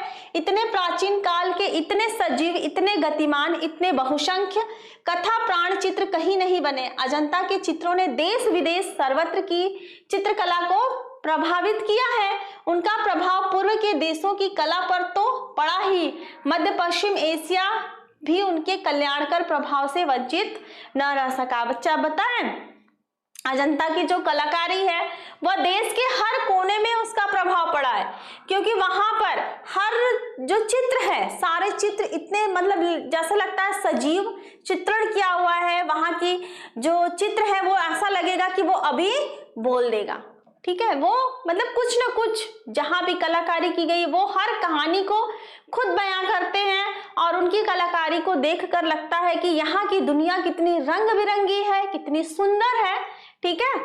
बहुत ही अच्छा लगता है।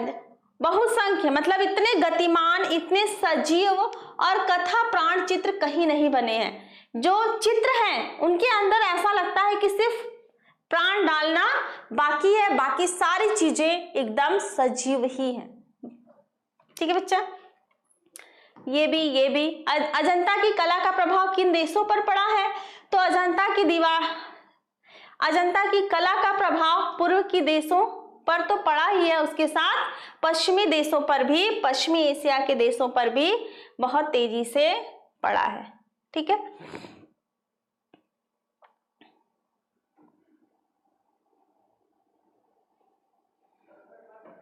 ये देखते हैं, दुनिया के सभी भागों में स्त्री पुरुष और बच्चे मानवता के संपूर्ण इतिहास की सर्वाधिक रोमांचक घटना के एक क्षण के भागीदार बन रहे थे। उत्सुकता और कौतूहल के कारण अपने अस्तित्व से बिल्कुल बेखबर हो गए थे।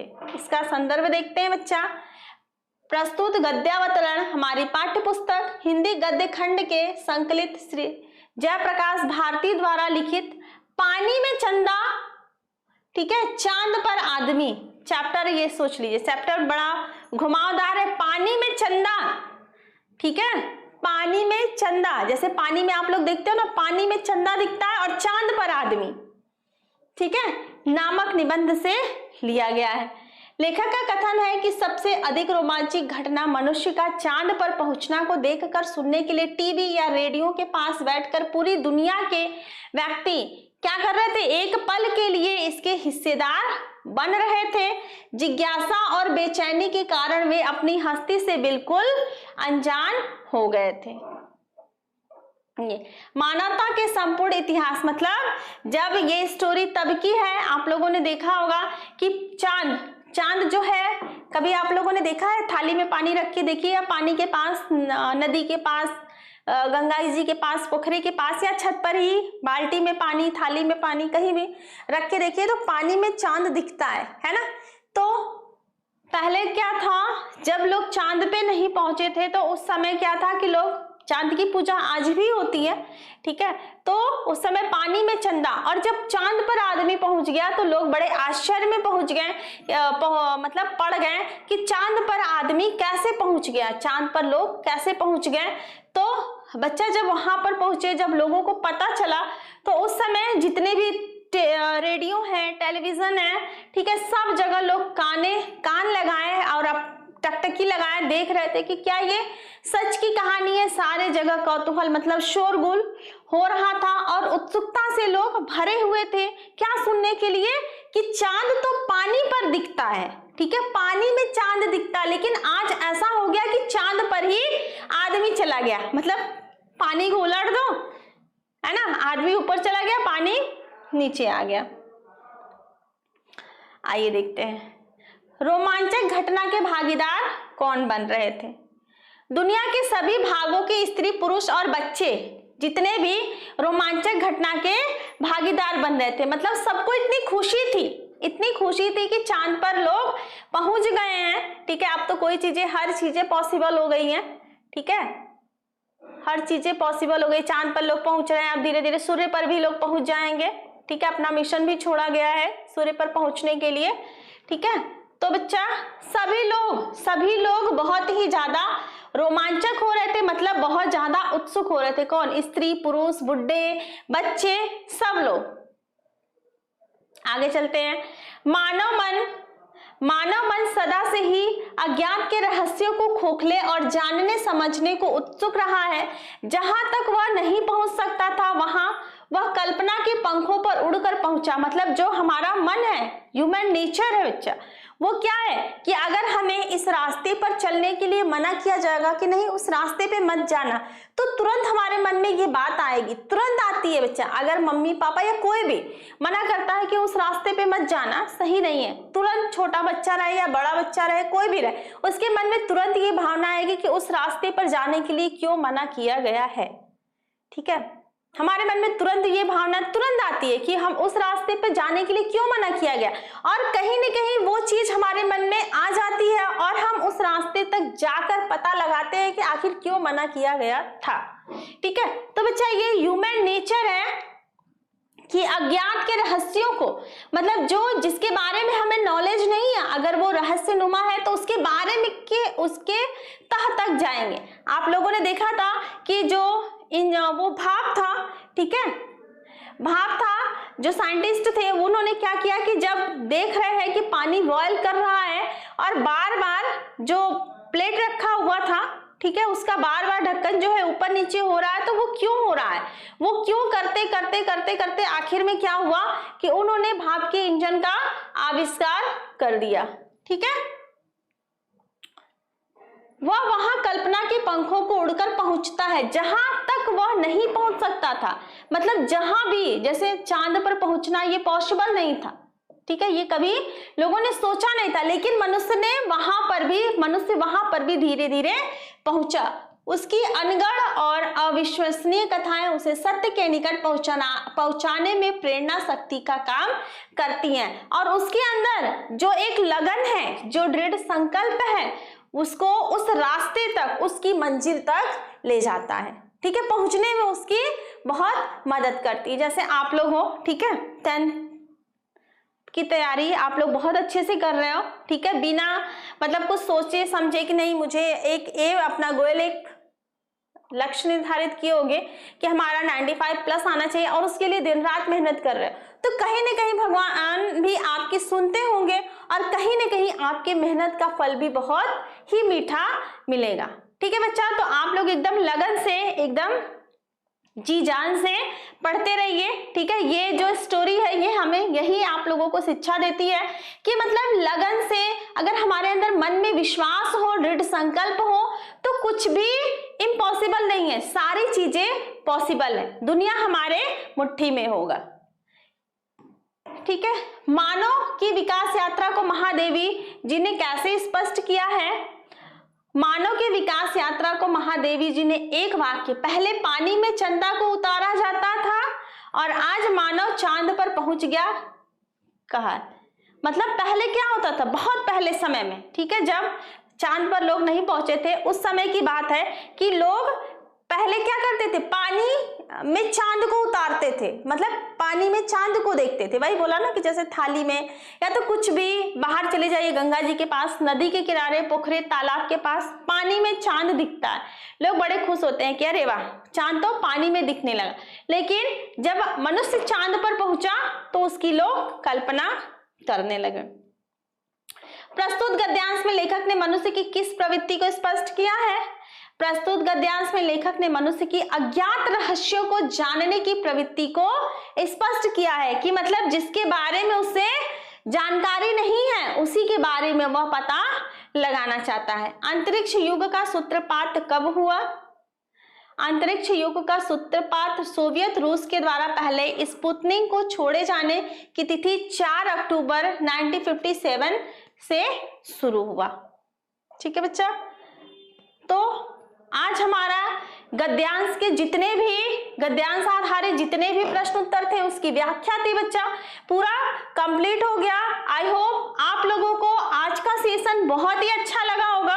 ठीक है, बहुत अच्छा लगा होगा और सारी चीजें बहुत अच्छे से समझ में आई होंगी। और ये पूरा जो बुक का चैप्टर है, पूरे चैप्टर, पूरे इंपॉर्टेंट क्वेश्चन, पूरे इंपॉर्टेंट गद्यांश जो है वो पूरा आज कंप्लीट हो गया। तो बेटा हम लोग मिलते हैं नेक्स्ट क्लास में।